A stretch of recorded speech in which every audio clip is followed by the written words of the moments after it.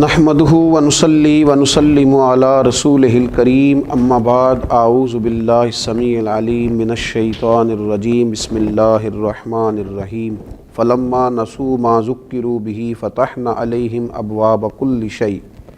حتی اذا فرحوا بما اوتوا اخذناہم بغتۃ فاذا ھم مبلسون۔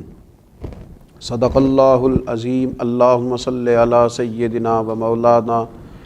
محمد معدن الجود والکرم وآلہ وصحبہ وبارک وسلم۔ حمد و صلاۃ کے بعد دنیا میں بہت سارے لوگ ایسے ہوتے ہیں جن کو اللہ تبارک و تعالیٰ کی طرف سے آزمائشیں اس لیے آتی ہیں تاکہ ان کے دل نرم ہو جائیں، اور جب ان کے دل نرم ہو جائیں پھر وہ اپنے رب کریم کی طرف مائل ہوں،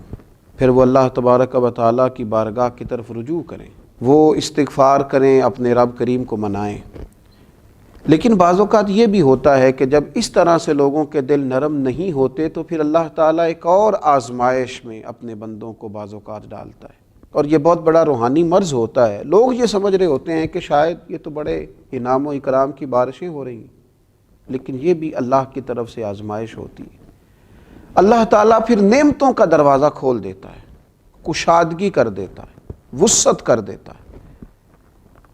اور وہ وسعت ان کے لیے آزمائش کا سبب ہوتی ہے۔ وہ وجہ یہ نہیں ہوتی کہ اللہ تعالیٰ ان سے راضی ہے تو اس لیے ان پر نعمتوں کو وسعت دی جا رہی ہے، الا ماشاء اللہ، بلکہ اکثر اس طرح ہوتا ہے، اکثر لوگوں کے ساتھ اس طرح ہوتا ہے کہ یہ بطور آزمائش ان پر نعمتوں کی فراوانی ہو رہی ہوتی۔ ہم نے دیکھا ہے لوگ بڑے خوش ہوتے ہیں، وہ کہتے ہیں جناب بڑا فضل ہے اللہ کا، بڑا مال ہے، بڑی دولت ہے، بڑی شہرت ہے۔ ایک لمحے کے لیے رک کر سوچے، اگر تو نافرمان ہے، تیری عملی زندگی خطرناک ہے، تیرے روزمرہ کے معاملات درست نہیں ہیں، تیری تنہائی ناپاک ہے، تو جو خیر کے کام کرتا ہے اس میں تیری نیت اخلاص والی نہیں ہے، اور باوجود اس کے تیرے اوپر انعام کی بارش ہے، تو پھر یہ اللہ کی طرف سے بہت بڑی آزمائش ہے۔ پھر سوچنے کا مقام ہے کہ تو نافرمان ہے اور باوجود اس کے تیرے اوپر اس قدر وسعت کر دی گئی ہے۔ دیکھیے قرآن مجید سورہ انعام کے اندر اس انداز کو بیان کرتا ہے۔ اللہ کریم نے فرمایا فَلَمَّا نَسُوا مَا ذُكِّرُوا بِهِ فَتَحْنَا عَلَيْهِمْ أَبْوَابَ كُلِّ شَيْءٍ، جب وہ اس نصیحت کو بھول گئے جو ان پر کی گئی تھی تو پھر ہم نے ان پر ہر چیز کے دروازے کھول دیے انعام و اکرام کے دروازے ان لوگوں پر۔ حتی اذا فرحوا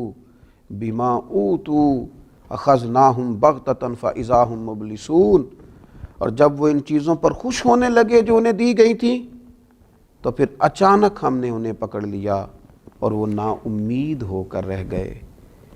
یہ تو اللہ کی طرف سے آزمائش تھی کہ جب تم اسے بھول گئے تو پھر اس نے ہر چیز کا دروازہ تمہارے اوپر کھول دیا۔ تم نے اپنی اس روحانی مرض کو دیکھا ہی نہیں کہ تمہاری نافرمانیوں کے باوجود جب تم پر انعام و اکرام ہے، مال و دولت ہے، شہرت ہے، نام ہے، تو پھر تمہیں چاہیے تھا نا کہ تم اپنے رب کی بارگاہ میں کثرت استغفار کرتے۔ وہ ایک شاعر نے تڑپ کے کہا تھا، اس نے کہا تھا میری اجرت میری محنت سے زیادہ کیوں ہے، میرے محسن مجھے تیرے احسان سے ڈر لگتا ہے۔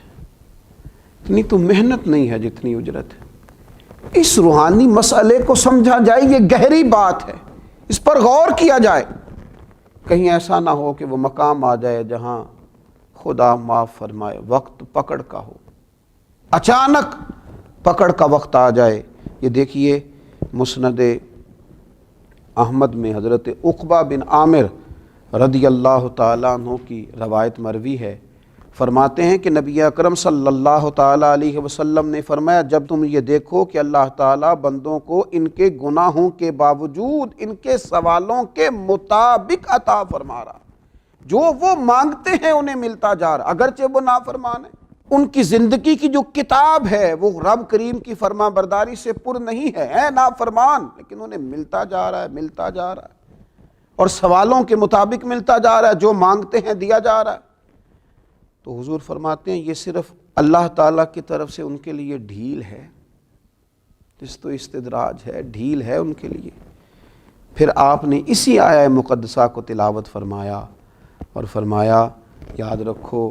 جب اللہ تعالیٰ نافرمانی کے باوجود کسی پر ہر چیز کے دروازے کھول دے تو کہیں ایسا نہ ہو پھر اس کی پکڑ بھی سخت آئے۔ اپنے معاملات کو ٹٹولیں، اپنی چیزوں پر غور کریں۔ دیکھیے انسان پر اصل انعام تو اللہ تعالیٰ کا یہ ہے کہ اسے سجدے کی توفیق ملے۔ اصل انعام تو یہ ہے کہ اس کے دل میں نفرت پیدا ہو جائے لقمہ حرام کے لیے۔ اصل انعام تو اللہ تبارک و تعالیٰ کا یہ ہے کہ اس کے قدم اللہ کی فرما برداری کے لیے ہی اٹھے، نافرمانی کے لیے نہ اٹھے۔ اصل تو انعام رب کریم کا بندے پر یہ ہے کہ انسان کی زبان سچ بولے، اس کی آنکھیں شرم و حیا والی ہوں، اسے روحانی مرض سے شفا تو اس طرح میسر آئے گی کہ اس کا دل حق کو قبول کرنے والا ہو، اس کے ذہن اور دماغ پر کسی قسم کے کسی تکبر عجب کا پردہ نہ پڑا ہوا ہو۔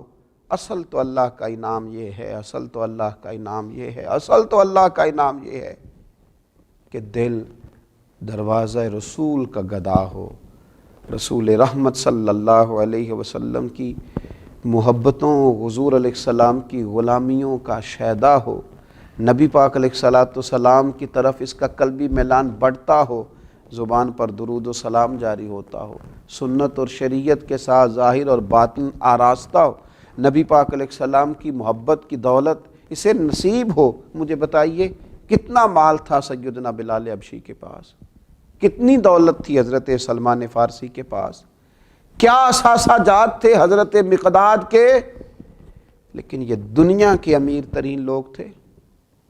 یہ کائنات کے سخی اور غنی تھے، یہ قابل رشک لوگ تھے، ان کی زیارت کے لیے آنکھیں ترستی ہیں، ان کے تذکرے دل کو ٹھنڈا کرتے ہیں، لیکن ان کے پاس دنیا کا ظاہری مال و اسباب تو نہیں تھا، پر وہ دولت تھی کہ جو دولت نہ پیسوں سے ملتی ہے نہ طاقتوں سے ملتی ہے، نہ وہ انسان کے معروف اور مشہور ہونے کی وجہ سے اس کے ہاتھ آتی ہے۔ تو یاد رکھیں اگر یہ پتہ صرف بندے کو خود ہوگا، یہ ایسی روحانی بیماری ہے جس کی صرف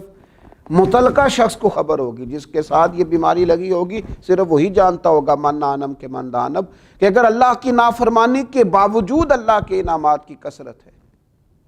تو پھر یہ اللہ کی طرف رجوع کرے، پھر یہ غور کرے کہ کہیں ایسا تو نہیں ہے کہ اللہ تبارک و تعالیٰ کی بہت بڑی آزمائش کا اسے سامنا ہے۔ اللہ تعالی ہمیں سمجھ نصیب فرمائے، اس پر غور کرنے کی توفیق نصیب فرمائے۔ میں اپیل کروں گا کہ ڈھیر سارے لوگ اس عاجز کی اس بات پر ضرور توجہ کریں، اللہ سمجھنے کی توفیق عطا کرے۔ فما علینا الا البلاغ۔